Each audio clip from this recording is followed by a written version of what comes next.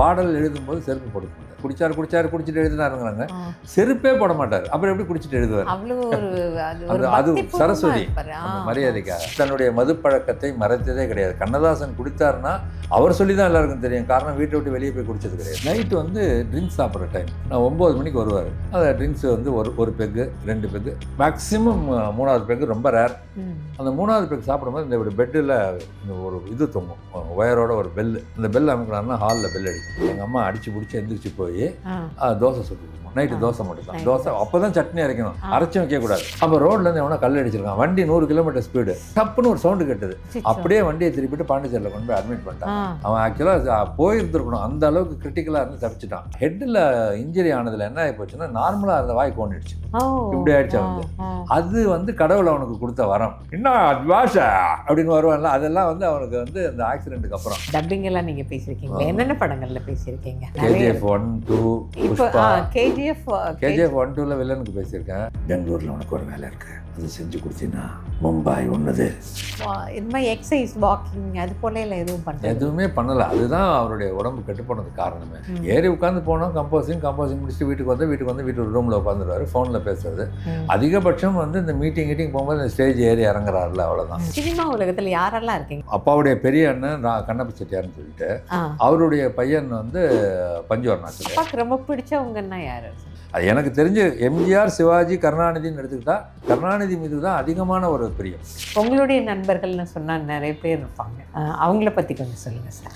ராம்கி, விவேக், ஜனகராஜெல்லாம் வந்து சின்ன வயசு ஃப்ரெண்டு. அப்பாவோடைய வேறு ஏதாவது நீங்கள் சொல்லணும்னு நினைக்கிறது ஏதாவது சொல்லுங்களேன். இப்போ தோணுது, அப்பாவை வந்து ஒரு கவிஞராகவும் கூட இருந்து பார்த்துருக்கலாமே, பார்க்கவே இல்லையாங்கிறது இன்னமும் வந்து அது. ரேவதி இன்னும் புலம்புவா, அப்பா பாட்டு எழுதுறது கூட நான் பார்க்கலையேப்பா. சார் வணக்கம். வணக்கம். ஒரு கணவரா அவர் எப்படிப்பட்ட கணவர்? அதாவது அப்பா என்ன சொன்னாலும் அதற்கு எதிர்பேச்சே கிடையாது, எதுவுமே கிடையாது. அதே சமயம் அப்பாவுடைய பிரச்சனைகள் தெரியுங்கிறதுனால இவங்களுமே வந்து எந்த விதமான ஆடம்பர செலவுகளும் பண்ணவே மாட்டாங்க. இப்போ அம்மா வந்து ஒரு தடவை அப்பாட்ட தோடு வேணும் அப்படின்ட்டு, கொஞ்சம் போட்டிருந்த தோடு கொஞ்சம் இதாகிடுச்சு, தோடு வேணும். சரி அப்படின்ட்டு போயிட்டார். அவங்க என்ன நினச்சாங்க, பணம் கொடுப்பாரு, போய் பாண்டி பஜாரில் டிபி ஜுவல்லரி அப்படின்னு இருக்காது, ரொம்ப ரெகுலர் கடை, வாங்கிட்டு வந்துடலாம். அப்போல்லாம் இதெல்லாம் கிடையாது, இவ்வளோ பெரிய கடைகள் கிடையாது. ஒரு 12 மணிக்கு ஒருத்தர் வராரு, ஐயா அனுப்பிச்சாருங்கம்மா அப்படின்னு. என்னன்னா ஒரு இது டப்பா திறக்கிறாரு, ஒரு 15 ஜோடி இருக்கு இது தோடு. அம்மா அதை தேடி அதில் அவங்களுக்கு பிடிச்சதா 2 மட்டும் எடுத்துக்கிட்டு 2 செட்டு எடுத்துகிட்டு திருப்பி அனுப்பிச்சிட்டாங்க. சாயந்தரம் அப்பா வந்துட்டு, எதுக்காக திருப்பி அனுப்புனேன், நான் மொத்தமாக உனக்கு தானே வாங்கினேன் அப்படின்னாரு. எவ்வளோ வாங்கி யார் போடுற, தோடு காதில் போட்டபடி இருக்கும்போது இதுக்கு எத்தனை போடுவாங்க அப்படின்ட்டாங்க அம்மா. எதுக்கு சொல்கிறேன், இவங்களும் வந்து அவருக்கு கஷ்டம் கொடுக்கக்கூடாதுங்க. அவரும் வந்து என்னன்னா, மனைவி கேட்டதுக்கப்புறம் மனைவி கேட்குறாங்க, அவங்களுக்கு நல்லபடியாக கொடுக்கணும் அப்படின்னு சொல்லிட்டு ஏன் திருப்பி அனுப்புனேன்னு கேட்குறாரு. 15 ஜோடி தோடையும். அதுதான். அதே மாதிரி அம்மா வந்து எப்படின்னா, அப்பாவுடைய நடைங்கிறது வந்து இந்த வீட்டு வாசல்லேருந்து இறங்கி காரில் ஏறணும், திருப்பி வந்து இறங்கினாருன்னா அந்த கம்போசிங் போகிற இடத்துல கழட்டி போட்டு உள்ளே போவார். ஏன்னா செருப்பு, பாடல் எழுதும்போது செருப்பு போட்டுக்க மாட்டார். அது பாட்டு, அதுதான் நான் சொல்லுவேன், நீ குடிச்சிட்டு எழுதினாருங்கிறாங்க, செருப்பே போட மாட்டார். அப்புறம் எப்படி குடிச்சிட்டு எழுதுவார்? அது சரஸ்வதி அந்த மரியாதைக்காக. அதாவது வீட்டு வாசல்லேருந்து இறங்கி காரில் ஏறி கம்போசிங் போயிடுவார். கம்போசிங்கில் வந்து வெளியே செருப்பு கட்டி வச்சுட்டு தான் உள்ளே போவார். திருப்பி வந்து செருப்பு போட்டு காரில் ஏறுவார். அப்படி பார்க்கும்போது அவருடைய நடைங்கிறது ஒரு நாளைக்கு வந்து 30 அடி 40 அடிக்கு மேலே நடையே கிடையாது. அதனால் அம்மா என்ன பண்ணுவாங்க, ஏப்பா அப்பாவுக்கு செருப்பு வாங்கி எவ்வளோ நாள் ஆச்சு அப்படின்னு கணக்கு போடுவாங்க. 6 மாதம் ஆகிடுச்சுப்பா, செருப்பு புதுசாகவே இருக்கும், அதாவது நேற்று வாங்கின மாதிரியே தான் இருக்கும். அது அதை வந்து மாற்றிடுவாங்க. ஏன்னா வந்து அவர் வந்து ஒரே செருப்பை போட்டுட்டு இருக்கக்கூடாதான். அதே மாதிரி சட்டை போட்டுட்டு அப்பா கிளம்புவார். இருங்க சட்டை பின்னாடி கிழிஞ்சிருக்கா அப்படிம்பாரு. அதெல்லாம் தெரியவே தெரியாது. இருக்க ஒரு சட்டை அயன் பண்ணி வச்சுருப்பாங்க லைனாக, எது மேலே இருக்கோ அதை எடுத்து மாட்டிட்டு கிளம்பிடுவார். அது கிழிஞ்சிருக்கிற எதுவுமே அவருக்கு வந்து தன்னை பற்றிய எந்த இதுவும், நான் இப்படி தான் இப்படி பளிச்சுன்னு போய் நிற்கணுங்கிறதுலாம் கிடையாது. அந்த முக அழகுக்கு அவர் எப்படி நின்னாலும் நல்லா இருக்கும், அப்படி குழந்தை முகம் மாதிரி இருக்கும். அது மாதிரி தான் அம்மாவும் வந்து பார்த்து பண்ணுவாங்க அவருக்கு வந்து. ஆக்சுவலாக அவர் இந்த மாதிரி எக்ஸசைஸ், வாக்கிங் அது போல எதுவும் பண்ணல, எதுவுமே பண்ணலை. அதுதான் அவருடைய உடம்பு கெட்டு போனதுக்கு காரணமே. ஏறி உட்காந்து போனோம், கம்போசிங் முடிச்சுட்டு வீட்டுக்கு வந்து வீட்டு ரூமில் உட்காந்துருவாரு, ஃபோனில் பேசுறது. அதிகபட்சம் வந்து இந்த மீட்டிங் போகும்போது இந்த ஸ்டேஜ் ஏறி இறங்குறாருல, அவ்வளோதான். இந்த ரஷ்யா போன போது தான் வந்து கொஞ்சம் நிறைய நடந்தார் அங்கே அப்படின்னு சொல்லலாம். என்ன சாப்பிடுவார் பொதுவாக சாப்பாடு? காலையில் வந்து அந்த இட்லி, தேங்காய் சட்னி ரொம்ப பிடிக்கும். தேங்காய் சட்னி ரொம்ப பிடிக்கும்.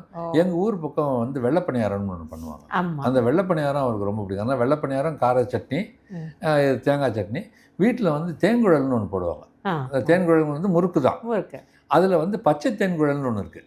அது என்னென்னா, இப்போ முறுக்குன்னா 100% வேகணும் எண்ணெயில், கிறிஸ்பியாக இருக்கும். ஆமாம். இந்த பச்சை தேங்குழல் வந்து போட்ட ஒரு 5வது நிமிஷம் 10வது நிமிஷத்தில் எடுத்துருவாங்க. 5 நிமிஷம் கூட இருக்காது. அதை போட்டுட்டு கொஞ்ச நேரத்தில் எடுத்துருவாங்க. அப்போ என்ன ஆகும்னா, அந்த மாவு வெளிப்புறம் வந்திருக்கும், ஆனால் சாஃப்டாக இருக்கும். நூடுல்ஸ் மாதிரி. அதே தான் நூடுல்ஸ் தான். அதுக்கு பேர் பச்சை தேங்குழல். அது ரொம்ப பிடிக்கும். ஆனால் அது வந்து அப்பா மத்தியானம் வழக்கம் போல் வந்து சாதம், இந்த நான் வெஜிடேரியன் கூட இருக்கணும். கருவாடு ரொம்ப பிடிக்கும். கருவாடு ப்ரெஷருங்கிறதுனால சாப்பிடக்கூடாது. எம்ஜிஆருக்கும் அதே தான் சொன்னாங்க, கடைசி வரைக்கும் கருவாடு சாப்பிடக்கூடாதுனாங்க. அதான் விட்டு நான் கருவாடு சாப்பிட்டே திருவேன்ட்டார் அவர். அப்பாவுக்கு எப்படின்னா அப்படி எடுப்பார், விரலில் எடுப்பார் அந்த கருவாடை. ஆசை, ஆனால் சாப்பிடக்கூடாது. நைட்டு வந்து ட்ரிங்க்ஸ் சாப்பிட்ற டைம், நான் 9 மணிக்கு வருவார். வந்துட்டு ரூமில் போய் உட்காந்துட்டாருன்னா அந்த ட்ரிங்க்ஸு வந்து ஒரு பெக்கு 2 பெக்கு, மேக்ஸிமம் 3வது பெக்கு ரொம்ப ரேர்.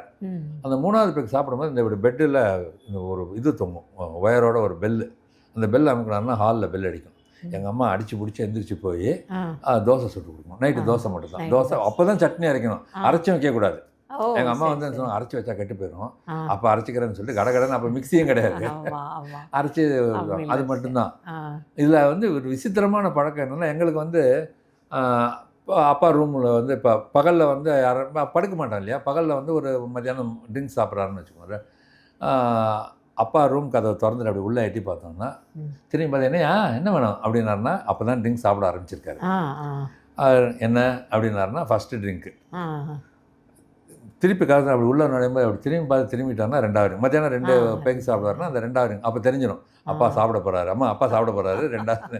ஆனால் அது அப்படியே பேச்சு கொஞ்சம். இப்போ யூஸ்வலாக நம்ம வந்து ஒரு குடிச்சிட்டு பேசுகிறவங்கள பார்த்தீங்கன்னா, அவன் சும்மா இருக்கவங்க கூட குடித்தவொடனே நிறைய பேசுவான். அப்பாவுக்கு அப்படியே ரிவர்ஸு, பேசவே மாட்டார். ஏன்னா அந்த ஒரு நேரம் மட்டும்தான் படித்த எல்லாத்தையும் அவன் நினைவு கொண்டு வர்றது. அதனால தான் வந்து ட்ரிங்க்ஸ் சாப்பிடும்போது வெளியே போக மாட்டார், பேச மாட்டார், அப்படியே பழச யோசிச்சுக்கிட்டே இருந்துருவார். அது அப்பாவுக்கு நிறைய ஹெல்ப் பண்ணியிருக்கு. ஸ்நாக்ஸ் எல்லாம் சாப்பிட மாட்டாங்க, ட்ரிங்க்ஸுக்கே எதுவுமே சாப்பிட மாட்டார். ட்ரிங்க்கு சாப்பிட்டாருன்னா வெறும்னு அந்த இதுவும் சிகரெட்டு தான். அவர் வந்து இந்த நொறுக்கு தீனி சின்னதாக சாப்பிட மாட்டார். ஆனால் ஊருக்கு போகும்போது முந்தையெல்லாம் வந்து இந்த ரயில்வே கேட் இருக்கும் இல்லையா, ரயில்வே கேட்டுக்கிட்ட வண்டியை நிறுத்திட்டாருன்னா அங்கே சைடில் விற்கிற எல்லாத்தையும் வாங்கி போட்டுருவார். வெள்ளரிக்காலேருந்து எல்லாத்தையும். எங்கள் அம்மா கேட்பாங்க, எதுக்கு இவ்வளோ வாங்குறீங்கன்ட்டு. போகிற வழியில் எல்லாருக்கும் கொடுப்பார். மோர், ஒரு அம்மா மோர் விற்றுட்டுருக்கு, அந்த மோரை அப்படியே வாங்கி வச்சுக்கிட்டு போகும்போது எல்லாத்துக்கும் மோர் கொடுத்துருப்பாங்க. பாவம் அந்த அம்மா, அதை எவ்வளோ தூரத்துக்கு கஷ்டப்படும் அப்படின்னு. அந்த மாதிரி ஒரு எனக்கு நான் அது கூட எழுதியிருக்கேன், என்னுடைய தினத்தந்தியில் என்னுடைய கட்டுரைகள் எழுதியிருக்கேன். மோடா விற்றுட்டு வரான் ஒருத்தன். மோடா தெரியும் இல்லையா, அந்த மோடா வந்து அவன் என்னென்னா, அது மேலே உட்காந்தா பாட்டு பாடும். ரேடியோ உள்ளே ஃபிக்ஸ் பண்ணி நம்ம உட்கார்ந்தவொடனே ஆன் ஆகிக்கும். ஒரே ஒரு ஸ்டேஷன் தான் எடுக்கும், ஏதாவது ஒரு ஸ்டேஷன், அது பவர்ஃபுல்லாக ஒரு ஸ்டேஷன் எடுக்கும், அந்த பாட்டு மட்டும் தான் கேட்கும். அவன் என்னென்னா எல்லாரும் கத்தணும், பசங்கள்லாம் மோடா பாட்டு கேட்குதுப்பா, பாட்டு கேட்குதுன்னு அப்படியே வந்து எட்டி பார்த்தாரு. அம்மாவில் சரி அப்படின்ட்டு போயிட்டாங்க உள்ளே. கொஞ்ச நேரம் கழிச்சு அம்மா வாங்கினாங்க, மாடியில் பாட்டு சத்தம் கேட்குது, அங்கே பாட்டு சத்தம் கேட்குது. 8 மோடா வாங்கியிருக்காரு. 8 மோடா வாங்கி வச்சுட்டு அது உட்காந்துட்டு இருக்கு மோடாவில். அம்மா கேட்டாங்க, ஏங்க எல்லாம் ஒரே ஸ்டேஷன் இருக்குது, ஒரே மோடா, ஒன்று வாங்கினா அதுக்கு மாற்றி விளையாண்டுக்கலான்னு. அவன் பாவம் எவ்வளோ தூரம் கஷ்டப்பட்டு தூக்கிட்டு வரான் அப்படிங்கிறது. அவன் கஷ்டப்படுறான்னு இவர் 8 வாங்க.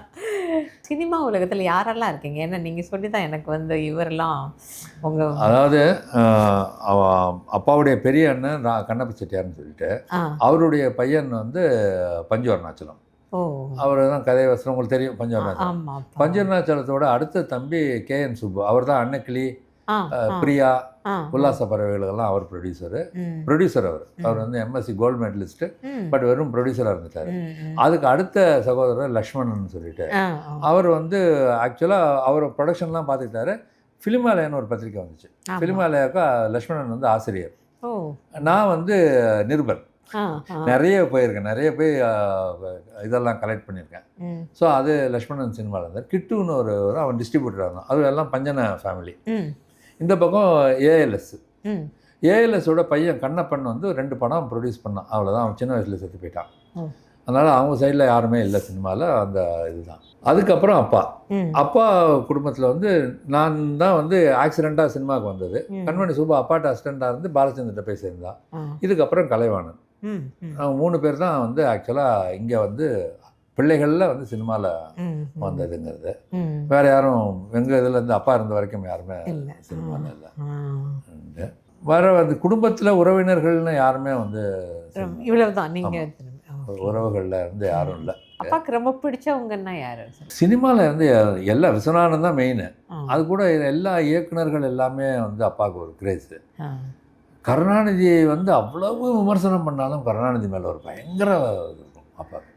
அது என்னன்னா அவருக்கு தெரிந்து ஒரு ஆழமான நட்புங்கிறது வந்து கலைஞரோட ஆரம்பிச்சது தான். மாடர்ன் தியேட்டர்ஸில் தன்னை கண்ணதாசனுங்கிற ஒருத்தனை வந்து கவிஞர் கண்ணதாசன் அறிமுகப்படுத்தினதும் கலைஞர் தான்.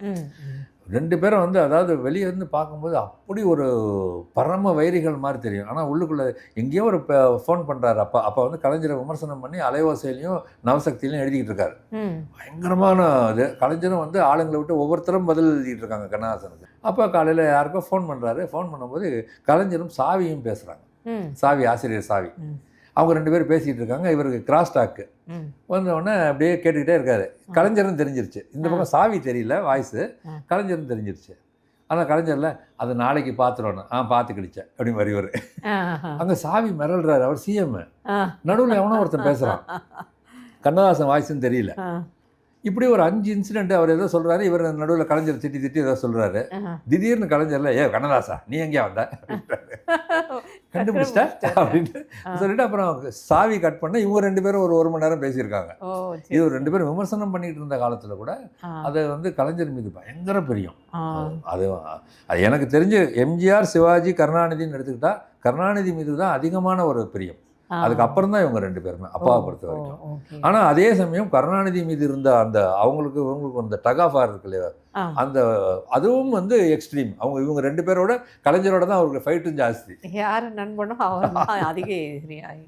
சார், ஒரு கோப்பையிலே என் குடியிருப்பு, அது அவரோட ரொம்ப அந்த சாங் தெரியாதவங்களே கிடையாது. அவரே வேற அதில் வந்திருக்காரு. அதை பற்றி கொஞ்சம் சொல்லுங்களேன். அது எங்கள் சொந்த படம். அப்பா வந்து எப்படின்னா உணர்ச்சி வசப்பட்ட படம் எடுப்பார். அவர் வந்து தமிழ்னு பேசிகிட்டு இருக்க காலத்தில் தான் வந்து மருது பாண்டியர் கதையை யாருமே இது வரைக்கும் தொடலை. அவங்க தானே உண்மையான ஆட்கள் அப்படின்னு சொல்லி தான் மருது பாண்டியர் கதையை எடுத்து தான் சிவகங்கை சீமை. சிவகங்கை அடுத்து வந்து சைனா வாருக்கு எடுத்தது தான் ரத்த திலகம். பாகிஸ்தான் வாருக்கு வந்து தாயே உனக்காக. இது எல்லாமே அவருக்கு நஷ்டம். அவர் பெரிய லாபங்கள் கொடுக்கல. ஆனால் இந்த சைனா வார் அப்போ வந்து ரத்த திலகம் எடுக்கும்போது அதில் வந்து ஒரு பாட்டு, அது வந்து இவர் என்னன்னா உமர் கயாமின் பாடலை பழைய மாணவர் முத்தையா பாடுவார்னு அனௌன்ஸ் பண்ணுவாங்க. அது கருத்து வந்து உமர் கயாம்துங்கிறத முன்னாடி சொல்லிடுறாரு. ஆனா அது மக்களுக்கு தெரியாது. படத்துல வந்து அனௌன்ஸ் பண்ணுவாங்க. அது காலேஜ் டேல அடுத்து பழைய மாணவர் முத்தையா உமர் கயாமின் பாடலை பாடுவார் அப்படின்னு போடுவாங்க. ஆனா அது உமர் கயாமின் பாடல் கிடையாது. உமர் கயாம்ங்கிறவர் வந்து மதுவும் மங்கையுமா இருந்தவருங்கிற ஒரு இதுதான். அதில் தான் இந்த ஒரு கோப்பையிலே என் குடியிருப்பு. ஆனால் இதை விட்டுட்டு என்ன சொல்லுவாங்கன்னா கண்ணதாசன் வந்து தன்னை தான் அவர் சொல்லிக்கிட்டாரு. ஒரு கோப்பையிலே என் குடியிருப்பு, ஒரு கோலமையில் என் துணை இருப்பு, இசை பாடலிலே என் உயிர் துடிப்பு, நான் பார்ப்பதெல்லாம் அழகின் சிரிப்புன்ட்டு. இதில் என்னன்னா இதுக்கு வந்து இன்டர்பிரேட் பண்ணுறவங்க நிறைய பேர் இருக்காங்க. கோப்பைங்கிறது வந்து மை கோப்பை, மது கோப்பை கிடையாது. கோலமயில்னு அந்த காலத்தில் மயில் இறகுல தான் எழுதுவாங்க அப்படின்னு சொல்கிறதும் உண்டு. ஆனால் அவர் அதை பற்றி கவலையே படலை. அவர் வெண்ணிலா முற்றத்தின் மேல் விரும்பில்லை மஞ்சம் போட்டு பண்ணிலே இதயம் தோய பரதத்தில் கண்களாட கிண்ணமும் கையுமாக கிண்ணென்று நிற்கும் போது எண்ணங்கள் கோடியாக எங்கெங்க ஓடியாடும்னு அவர் வந்து தன்னுடைய மதுப்பழக்கத்தை மறைத்ததே கிடையாது. கண்ணதாசன் குடித்தார்னா அவர் சொல்லி தான் எல்லாருக்கும் தெரியும். காரணம் வீட்டை விட்டு வெளியே போய் குடித்தது கிடையாது. அதனால் இந்த ஒரு கோப்பையில் என் குடியிருப்பில் எங்களுக்கு என்ன அது மனசுக்கு நெருக்கம்னா, நான் பார்த்த ஃபஸ்ட்டு ஷூட்டிங் அதுதான். அப்பா வந்து கூட்டிகிட்டு போனார். ஏன்னா அவர் நடிக்கிறாருன்னு கூட்டிகிட்டு போனார். சாரதா ஸ்டுடியோ செட்டு, அந்த ஸ்டேஜ் மட்டும் செட்டு போட்டிருந்தாங்க. அது ஒன்று. மொத்தமே ஒரு 4 படம் தான் அப்பா நடிச்சிருப்பார். அதில் வந்து இந்த படம் தான் மெயின். அதுக்கப்புறம் வந்து கடைசியாக இது பரமசிவன் கழுத்தில் இருந்து ரொம்ப எக்ஸலண்டான பாட்டு. எல்லாரும் எல்லாமும் பெற வேண்டும். எல்லாரும் எல்லாமும் பெற வேண்டும் வந்து அதில் வந்து அப்பா தான் மெயின் கதாநாயகனாக வருவார். ஒரு ராபின்ஹுட் கதை அது. அந்த மாதிரியான இதில் வந்து இது நாங்கள் ஷூட்டிங் பார்த்ததுனால எனக்கு ரொம்ப சொந்த படமாக இருக்கிறதுனால அப்பா அதில் இதில் நடிச்சிட்டு. ஆமாம், சொந்த படம் அவர் நடிக்க தானே வந்தார். தன்னுடைய பேரை சந்திரமோகன் வச்சுட்டு சினிமா வாய்ப்பு தேடி அது கிடைக்காம வசனம் எழுதுவேன்னு சொல்லி வசனமுக்கும் வாய்ப்பு கிடைக்காம பாடலாசிரியராகி அதுக்கு பிறகுதான் வசனகர்த்தாவாக மாறுறாரு. அதான் அவரும் வந்து வந்த சந்தர்ப்பங்களை நடுவ விடலை. அதுவே எழுதியிருப்பார். உனக்கு வசனம் எழுத உனக்கு பாடல் எழுத தெரியுமான்னு கேட்டார். தெரியும்னு. அவனுக்கு தெரியாது என்ன இருக்குது அப்படின்னு எழுதியிருப்பார். அதில் கான்ஃபிடென்ஸ் எல்லாத்துக்கும் அப்படின்ட்டு. இந்த ஒரு கோப்பையிலே வந்து அதுதான் அப்பாவை முதல் தடவை சூட்டோட பார்க்கணும். வேற இன்னும் வச்சுருக்கேன் ஒரு ஒயிட் சூட் ஒன்று ரஷ்யா போகும்போது வச்சுருந்தது. அப்படியே எடுத்து பத்திரமா வச்சுருக்கேன். அப்படியே அவருடைய நினைவு நினைக்கிறேன். ஸோ அது ஒரு உமர் கய்யாமுடைய ஒரு உமர் கய்யாமின் பாடல் இன்னும் இருக்குது. படத்தில் வரும்போது பார்த்தீங்கன்னா உமர் கய்யாமின் பாடலை பாடுவார்னு போடுவாங்க. பட் அவருடைய கருத்து தான். காவிய தாயின் இளைய மகன், காதல் பெண்களின் பெருந்தலைவன், மானிட ஜாதியில் தனி மனிதன், நான் படைப்பதனால் என் பேர் இறைவன். நான் படைப்பதனால் என் பேர் இறைவன் அப்படியே வாலி சார் ஒரு தடவை சொல்கிறாரு. இது தெரியுதாடா? புது ராகம் படைப்பதாலே நானும் இறைவனே அப்படின்னாரு வாலி சார். வாலிக்கும் அப்பாவுக்குமான அது ஒரு அற்புதமான இது. ஆமாம், அது அவர் அந்த யங்ஸ்டர்ஸ் வர்றதை பற்றி அவர் எந்தவித இதுவும் பட்டுக்கிறது கஷ்டம். ஒரு படத்துக்கு பாட்டு எழுத கூப்பிட்றாங்க. அன்றைக்கி வந்து இந்த தனிப்பாடல்கள் பிரபலமாக ரேடியோவில் வந்துட்டு இருக்கல ஒரு பாட்டை போட்டு காட்டுறாரு ஏபி நாகராஜன். ஆனால் இந்த பாருங்க ஒரு பாட்டு வேணும் இந்த சுச்சுவேஷனுக்கு. பாட்டு நல்லா இருக்கு, இந்த பாட்டே வச்சுக்கலாமே. இல்லை இது யாரோ எழுதியிருக்காங்க, யாருன்னு கேட்டு வாங்குங்க. அப்புறம் யாருன்னு கேட்டாக்க இவர் பூவை செங்குட்டுவன், திருப்பரங்குன்றத்தில் நீ சிரித்தால் முருகா, அதை அப்படியே வச்சுக்கோங்க, பூவை செங்குட்டுவன் பாட்டாக இருக்கட்டுமே அப்படின்னு சொல்லி ஒரே ஒரு வரியை மட்டும் திருத்தி கொடுத்தாரு. இன்னமும் அவரோட புத்தகத்தில் எழுதியிருக்காரு பூவை செங்குட்டுவன், எனக்கு சினிமா வாய்ப்பை திறந்து விட்டதே கண்ணதாசன் தான் அப்படின்ட்டு. இன்னும் ஒரு அருமையான ஒரு இது மனசு. அதே மாதிரி இவர் வாலிசாசனாரே உங்கள் அப்பாவுக்கு எதிராக நான் கடை போட்டது காரணமே உங்கள் அப்பா பாட்டுத்தானே, மயக்கமா கலக்கமா அப்படின்னு பாரு. அவர் அமர்கிட்ட வந்து அமர் பாட்டு எழுதும்போது அதான் வாலிசாஸ் இருக்காரு. அமர் என்ன பாட்டு எழுதுறியா, ஒரு பெரிய மலை அதுக்கிட்ட மோதி நானே இப்போ தான் குட்டி மலையாக இருக்கேன், நீ எல்லாம் பாட்டு எழுத வந்திருக்க அப்படின்னு அமர் சொல்லுவார் அடிக்கடி. யாரை பார்த்தும் பயந்ததே கிடையாது. அவர் வந்து உனக்கு வாய்ப்பு இருந்தால் நீ எழுதிக்கோ, அதில் வந்து அவனுக்கு கொடுக்கக்கூடாதுன்னு சொன்னதில்லை. எல்லா பாட்டையும் நான் தான் எழுதுவேன்னு அப்பா கேட்டதில்லை. அது முக்கியமாக நான் அதை பதிவு பண்ணணும். ஒரு படத்துக்கு பாடல் எழுத போகிறாங்கன்னா இப்போல்லாம் வந்து பார்த்தீங்கன்னா சார் முழுசாக எல்லா பாட்டும் எனக்கு கொடுத்தா நான் எழுதுகிறேன் அப்படின்னு தான் இப்போ நிறைய பிரபலமான கவிஞர்கள் வராங்க. வாழ்க்கையில் ஒரு தடவை கூட எல்லா பாட்டையும் நான் தான் எழுதுவேன்னு அப்பா சொன்னதே கிடையாது. கூப்பிட்டியா எழுதுகிறேன், இல்லைன்னா எழுதலை அப்படின்ட்டு. அப்படி பார்க்கும்போது பார்த்தீங்கன்னா ஒரு படத்தில் எத்தனை பாடல் எழுதியிருந்தாலும் அப்பாவுடைய பாடல் தனியாக தெரியும். இப்போ கமல்ஹாசனுக்கு போய் எழுதுகிறாரு, ராஜபார்வை எந்தன் பக்கமே அப்படின்னு பல்லவி. அந்த பாட்டு சரியாக வரலன்றார் கமல். ஆனால் எனக்கு டைட்டில் கிடச்சிருச்சுன்னு ராஜபார்வை. ஆனால் எதுக்கு ராஜபார்வைன்னு சொன்னீங்கன்னா, ஆமாம் ஒரு குருடன் வந்து எப்பவுமே தலையை குனிஞ்சு போவான், அவன் அப்படியே தான் போவான். ஏன்னா அவனுக்கு பார்வையே கிடையாது. அவனுடைய பார்வைங்கிறது வந்து அப்படி தான் இருக்கும், நேராக பார்த்து தான் போவான். அதனால தான் ராஜபார்வைன்னு சொன்னேன். அதில் பார்த்தீங்கன்னா அழகே அழகு தேவதைன்னு ஒரு சாங். நீங்கள் நான் பார்த்துக்கிட்டு இருக்கேன் ஏவிஎம் ராஜேஸ்வரியில். அந்த பாட்டை கேட்டவுடனே வந்து ஒருத்தன் இதான் கண்ணதாசன் பாட்டுங்கிறான் ஒருத்தன். அதுதான் எது எழுதுகிறோமோ அது மக்களுக்கு வந்து தனியாக தெரியுங்கிற நம்பிக்கை அவருக்கு இருந்ததுனால யாரை பார்த்தும் பயப்படவே இல்லை. கடைசி எத்தனை கவிஞர்கள் அப்பாவுக்கு பிறகு போட்டியாகவே வந்து அறிமுகப்படுத்தப்பட்ட கவிஞர்கள்னு பார்த்தீங்கன்னா ஒரு 15 பேர் இருப்பாங்க.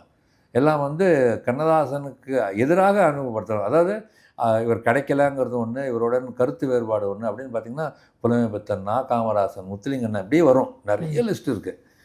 பட் யாரை பார்த்தும் பயப்படல. அவங்களும் வந்து எல்லாருமே ஒரு ஸ்டேஜுக்கு வந்தாலும் அப்பா வந்து நீங்கள் என்னை வந்து பீட் பண்ணிட்டீங்கிறதுக்காகவோ இல்லை நான் உன்னை பீட் பண்ணிட்டேன்னு இவருக்கோ அந்த இது இருந்ததே கிடையாது. நீங்களும் எல்லாருக்கும் அவர் இடம் இருக்குது. ஒரு இதில் சொல்லியிருக்காரு அப்பா கூட. அதாவது அவரும் அவருடைய உதவியாளரும் வராங்க, சக்தி வசந்தன். அவர் வரும்போது எப்படியே பார்த்துட்டு வராரு. பாரிஸ்கான இது மின்ட்டில் எங்கேயும் மீட்டிங் வரும்போது அந்த லைனில் அப்போல்லாம் தேட்டருங்க நிறைய இல்லை, எல்லா தேட்டர்லேயும் பேனர் வச்சுருக்காங்க, பாடல்கள் கண்ணதாசன் இருக்குது. அப்போ கேட்குறாங்க, ஏன்டா இப்போ ஒரு 10 பேனர் பார்த்தா 10 பேனர்லேயும் பாடல் கண்ணதாசன் இருக்குது. ஒரு கட்டத்துக்கு அப்புறம் மக்களுக்கு போர் அடிச்சிடாது, எங்கே திரும்பினாலும் கண்ணதாசன் பேராக இருக்குன்னு சொல்ல மாட்டாங்களா அப்படின்னாரு. இல்லையே பாட்டெல்லாம் நீங்கள் வித்தியாசம் எழுதுறீங்கன்னு இருக்கார் இவர். அவருடைய புத்தகத்தில் அதை பதிவு பண்ணியிருக்காரு. அவ்வளோ பெரிய கவிஞர் அவன் வந்து இன்னும் என் பேரை இங்கே போடணும், இன்னும் பெருசாக போடணும்னு சொல்லுவான். ஏன்டா என் பேரை போட்டிங்கன்னு ஒருத்தர் கேட்டுக்கிட்டு இருக்காரு. மனசுக்குள்ளே அவ்வளோ எளிமை, ரொம்ப பேலன்ஸ்டாக இருந்திருக்காரு. ஒரு காலேஜில் வந்து ஒரு கவிதை இதுக்கு அப்பா போகிறாரு, ஸ்டூடெண்ட்ஸ் எல்லாம் கவிதை படிக்கிறாங்க. கடைசியாக அப்பா கவிதை படிக்கணும், ஒரு 6 பேர். போகும்போது ஒரு ஃப்ரெண்டு அதை கூட கூட்டிகிட்டு போன சொல்லுங்கள், நானும் ஐயா உங்களோட தான் நானும் கவிதை படிக்கிறேன்னு சொல்லிட்டு போயிருக்கான். போய் மேடையில் வந்து கவிதையை படிக்கிறாங்க. கண்ணதாசன் கவிதையை கேட்கணுங்கிறதுக்காக ஜனங்க வந்து யார் கவிதை பாடினாலும் கொஞ்சம் முதல்ல 1-2 பேரை விட்டுட்டாருங்க. 3வது ஆள்லேருந்து பானுங்களாம். அப்பாவுக்கு முன்னாடி இதுக்கப்புறம் கவிஞர் கவிதை படிக்க போகிறாருன்னு சொல்லிட்டாங்க. அதனால் அப்பாவுக்கு முன்னாடி படித்த பையனை படிக்கவே விடலையாம். போர் என்ன பேசுகிற அப்படின்னு இப்படியே கத்திக்கிட்டே இருந்திருக்காங்க. அவன் அப்படியே படித்து முடிச்சிட்டான். அதுக்கப்புறம் அப்பா ஒவ்வொரு வரி படிக்கும் போது கை தட்டுறாங்க. அப்படி மொத்த ஸ்டூடெண்ட்ஸும் கை தட்டுறாங்க. மொத்தத்தையும் படித்து முடிச்சுட்டு அப்படியே அப்பா பார்த்து சொன்னாராம், இப்போ நீங்கள் எல்லாம் அந்த கவிதைக்கு கை தட்டுனீங்க, எனக்கு முன்னாடி பேசின அந்த பையன் பாடின கவிதைக்கு எல்லாரும் வந்து கத்தி அவர் வந்து இது பண்ணி விட்டுட்டீங்க. அதுதான் என்னுடைய கவிதை, இது அந்த பையன் எழுதின கவிதை அப்படின்னு சொல்லிட்டு, இந்த உலகம் யார் சொல்கிறார் என்பதைத்தான் பார்க்கிறதே தவிர என்ன சொல்லப்படுகிறது என்பதை பார்ப்பதில்லை. அதுக்கு இதுதான் உதாரணம்னு இருக்காரு. இது உண்மை, எவ்வளோ பெரிய உண்மை. ஆனால் இவருன்னா இது நல்லா சொல்வார்னு மனசில் போய் பதிஞ்சிடுச்சுல, அதனால கவிஞர் என்ன சொன்னாலும் அது நல்லா இருக்கும். அதுதான் யார் சொல்கிறாருன்னு தான் பார்க்குறீங்களே தவிர என்ன சொல்கிறோங்கிறத நீங்கள் பார்க்கவே இல்லை. அவ்வளோ பேலன்ஸ்டாக இருந்திருக்காரு, அவ்வளோ புகழன் உச்சியில் இருந்தபோது. அப்பாவோடைய வேறு ஏதாவது நீங்கள் சொல்லணும்னு நினைக்கிறது ஏதாவது சொல்லுங்களேன். இப்போ தோணுது, அப்பாவை வந்து இந்த ஒரு கவிஞராகவும் கூட இருந்து பார்த்துருக்கலாமே, பார்க்கவே இல்லையாங்கிறது இன்னமும் வந்து அது ரேவதி இன்னும் புலம்புவா. அப்பா பாட்டு எழுதுறது கூட நான் பார்க்கலையேப்பா. கூட்டிகிட்டு போக மாட்டேன், யாரையுமே கூட்டிகிட்டு போகிறது நானாக போகிறது தான். என்ன மட்டும்தானே அந்த இதில் வரும், மற்ற பசங்க யாரும் வர மாட்டாங்க. நிறைய நாகேஷ் ட்ராமா, பாலச்சந்தர் ட்ராமா, சிவாஜி வேட்னாமடி ட்ராமா எல்லாத்துக்கும் போயிருக்கான் அப்பா கூட. எனக்கு ஒன்றும் தெரியாது, சும்மா போய் நானும் உட்காந்து எதுக்கடா நம்மளை கூட்டிகிட்டு வந்தாருன்னு தோணும். அவர் ரசிக்கிறதெல்லாம் அப்படி ஒரு ரசனை இருக்கும் அப்பா. உங்களுடைய நண்பர்கள்னு சொன்னால் நிறைய பேர் இருப்பாங்க, அவங்கள பற்றி கொஞ்சம் சொல்லுங்கள் சார். நீங்கள் என் வயதுக்கு ஏற்ற நட்பு அப்படின்னு எடுத்துக்கிட்டாக்கா ராம்கி, விவேக், பிறகு ஜனகராஜெல்லாம் வந்து சின்ன வயசு ஃப்ரெண்டு. ஸோ அதனால் ஜனகராஜ் சின்ன வயசில் எங்கே உங்களுக்கு எப்படி ஃப்ரெண்டாக? ராமகிருஷ்ணாவில் படித்தேன்னா வீடு வந்து இதே திருவள்ளுவர் சாலையில் தான் வீடு அவனுக்கு. அதனால் டெய்லி ஈவினிங் கிரிக்கெட் ஆடுவோம். நியூ கிரவுண்டுன்னு ஒரு இருக்குது, ராமகிருஷ்ணா கிரவுண்டில் கிரிக்கெட் ஆடுவோம். ரொம்ப நார்மலான ஒரு பையன், மியூசிக் இன்ட்ரெஸ்ட்டில் கிட்டார் தூக்கிட்டு சுற்றுவான். திடீர்னு சினிமா என்ட்ரி, அதெல்லாம் வந்து ஆச்சரியம். சினிமாவில் வரணும்ட்டு சுற்றலாம். அவருடைய அந்த பாடி லாங்குவேஜ், அந்த வசனம் டெலிவரி பண்ணுறது எல்லாம் ரொம்ப பிடிக்கும் எல்லாருக்கும். அதுதான் நீங்கள் அது வந்து அவங்க ஏரியா வந்து எப்படின்னா, அந்த எல்டாம்ஸ் ரோட்டில், இந்த எல்டாம்ஸ் ஹோட்டல் வாசலில் தான் எல்லா நடிகர்களும் அசம்பிள் ஆவாங்க. ட்ராமா அந்த பீரியடு ஃபுல், அந்த ஏரியா ஃபுல்லாகவே ட்ராமா நடிகர்கள் தான். அதனால் இப்போ பாரதி ராஜா அங்கே தான் வந்து நின்றுட்டு இருப்பார், கவுண்டமணி, செந்தில், இளையராஜா குரூப்பும் வந்து அந்த இதில் வந்துகிட்டு இருக்கோம். அப்போ அதில் தான் அவனுக்கு சினிமா இன்ட்ரெஸ்ட்டு. அவன் ஒரு நார்மலான நடிகனாக வர வேண்டியவன். எங்கள் டைரக்டர் ராபர்ட் ராஜசேகரோட பாண்டிச்சேரிக்கு போயிட்டு வரும்போது சைட்லேருந்து யாரோ கல் அடிச்சிருக்காங்க. ஒரு அம்பாசிடர் காரு, அதாவது ஃப்ரண்ட்டில் ராபர்ட் ராஜசேகர், பின்னாடி வந்து ஜனகராஜ், பிரசன்னகுமார்னு ரைட்டரு, கலை ஆர்ட் டைரக்டர், ஆர்டி அண்ணாதுரைன்னு நினைக்கிறேன் எடிட்டர். இவங்க 4 பேர் பேக் சீட்டில் உட்காந்துருக்காங்க. ஏதோ லொக்கேஷன் பார்த்துட்டு எதுக்கோ வந்துருக்காங்க. அப்போ ரோட்லேருந்து எவனோ கல் அடிச்சிருக்கான். வண்டி 100 கிலோமீட்டர் ஸ்பீடு. அந்த கல்லோட ஃபோர்ஸ் வந்துச்சு, டப்புன்னு ஒரு சவுண்டு கட்டுது. ஏதோ ஒரு கல் வண்டியில் அடிபட்டு வச்சுட்டான் டிரைவர். கொஞ்ச நேரத்தில் பிரசன்னா சொன்னால், என்ன ஜனா ரொம்ப ஈரமாக இருக்கா, ஜனா எந்திரினா என்னங்க ஈரமாக இருக்கணும், நிறுத்தி லைட்டு போட்டு பார்த்தா ஃபுல்லு ப்ளீடிங்கு. அப்படியே வண்டியை திருப்பிட்டு பாண்டிச்சேரியில் கொண்டு போய் அட்மிட் பண்ணிட்டான். அவன் ஆக்சுவலாக போயிருந்துருக்கணும், அந்த அளவுக்கு கிரிட்டிக்கலாக இருந்து தப்பிச்சிட்டான். அவன் அந்த ஹெட்டில் இன்ஜுரி ஆனதில் என்ன ஆகி போச்சுன்னா, நார்மலாக இருந்த வாய் கோண்டிடுச்சு, இப்படி ஆயிடுச்சு. அது வந்து கடவுள் அவனுக்கு கொடுத்த வரம். இன்னும் அட்வாஷா அப்படின்னு வருவான்ல, அதெல்லாம் வந்து அவனுக்கு வந்து அந்த ஆக்சிடென்ட்டுக்கு அப்புறம். அதுக்கு முன்னாடி நார்மலாக தான் பேசுவான். நானும் பாட்டுன்னே இருக்கிறேன் அப்படின்னா அது வந்து இயற்கையாக அமைஞ்சது அவனுக்கு. ஆக்சுவலாக அது அந்த ஆக்சிடென்ட் இயற்கைன்னு சொல்லணும், சாரி, அந்த ஆக்சிடென்ட்டுக்கு அப்புறம் ஆனது கடவுள் அவனுக்கு கொடுத்த பரிசு. அது வந்து ஒரு ஆக்சிடென்ட்டு ஒரு பரிசாக கடவுள் கொடுத்ததுனால தான் அவன் அவ்வளோ பீக்குக்கு போனான். அது வரைக்கும் வந்து இப்போ பாலைவனச்சோலையெல்லாம் பார்த்தீங்கன்னா நார்மலாக தான் இருக்கும், ஜனகராஜ் சாதாரணமாக இருப்பான். அடுத்து இந்த வாய் கோண ஆரம்பிச்சதுக்கப்புறம் காமெடி எங்கேயோ போயிட்டான். ரஜினியே சொல்ல குரு அப்படிம்பாரு ரஜினி, அந்த அளவுக்கு. அந்த அதில் தான் அந்த டைலாக் டெலிவரி, அந்த அந்த மாடல் இதெல்லாமே பார்க்க அவ்வளோ ஒரு ரியலிஸ்டிக்காக ஒரு டிஃப்ரெண்ட்டாக இருந்தது. அந்த வாய் கோணதில் அது ட்ரெண்டே ஆகிடுச்சு. அது ட்ரெண்ட் ஆகிடுச்சு. ஆமாம், அது அதுதான் அது அவருடைய ஒரு ஐடென்டிஃபிகேஷன். அது மாதிரி எனக்கு என்ன பெருமை, அவர் எப்படி அவருடைய இது எப்படிப்பட்டவர், அவர் என்ன உங்கள் ஃப்ரெண்ட் இல்லையா? அவன் எதை பற்றியும் கவலைப்பட மாட்டான். வந்தோடனே என்ன குட்டி என்ன பண்ணுற அப்படின்னு ஆரம்பித்தானா சீன் போகிற வரைக்கும் ஏதாவது பேசிகிட்டு இருப்பான். டயலாகை சொல்லிட்டா அப்படியே வேறு மாதிரியாக பண்ணுவான். அது ஒன்று. விவேக் வந்து எப்படின்னா முதல் நாள்லேருந்து ப்ரிப்பேர் ஆவார்.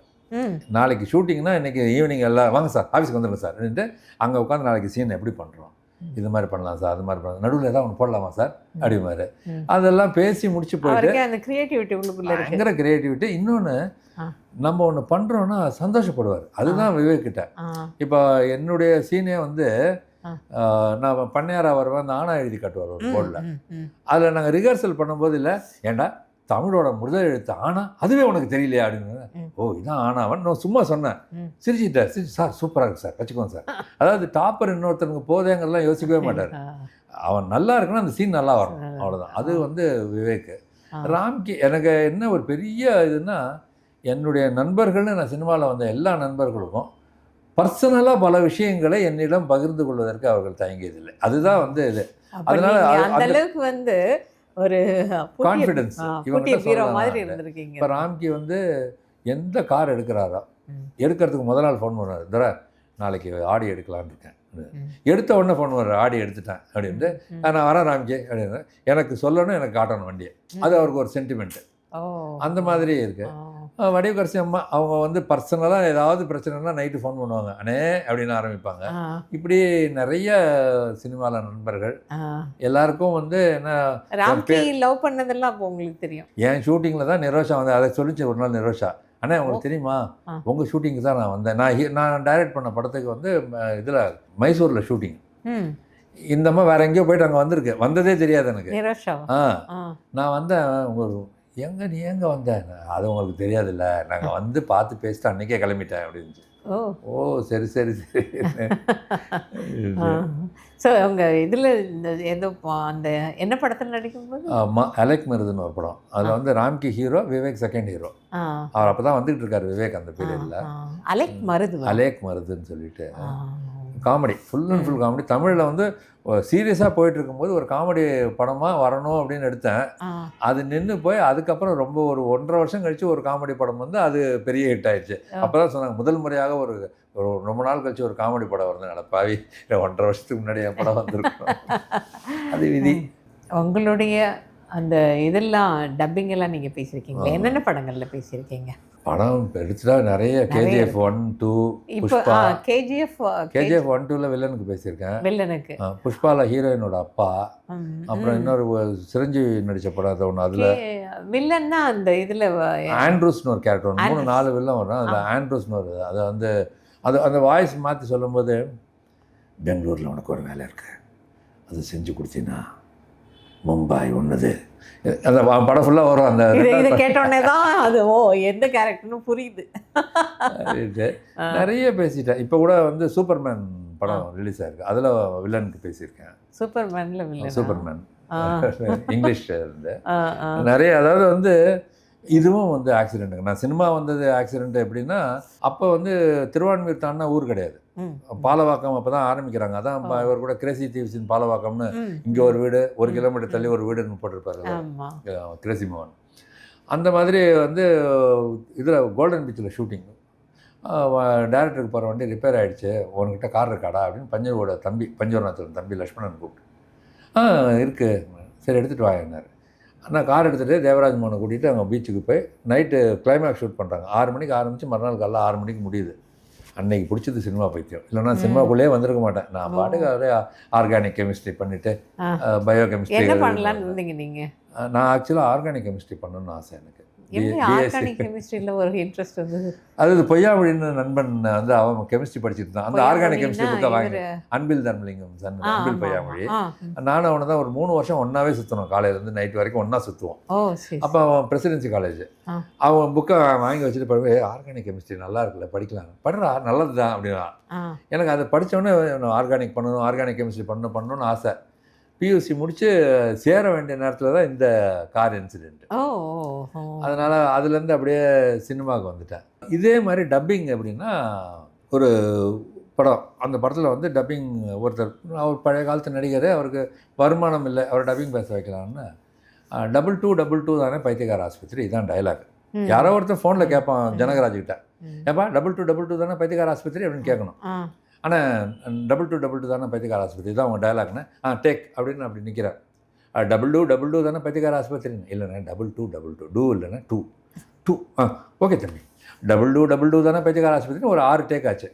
அப்புறம் பிரசன்னகுமார் ரைட்டர் அவன் வந்து என்கிட்ட மெல்லமாக காதை கடிச்சான். டேய் இவனுக்கு 2 வரல, பைத்தியக்கார ஆஸ்பத்திரிக்கு அந்த நம்பர் கிடையாது, நம்ம என்ன சொன்னாலும் ஓகே, 4444 தானே பைத்தியக்கார ஆஸ்பத்திரி. சரி நான் அவர்கிட்ட அண்ணா 4444 இது சூப்பர் தம்பி சொல்லிடுவேன்ல, ரெடி 44 தானே பைத்தியக்கார ஆஸ்பத்திரி.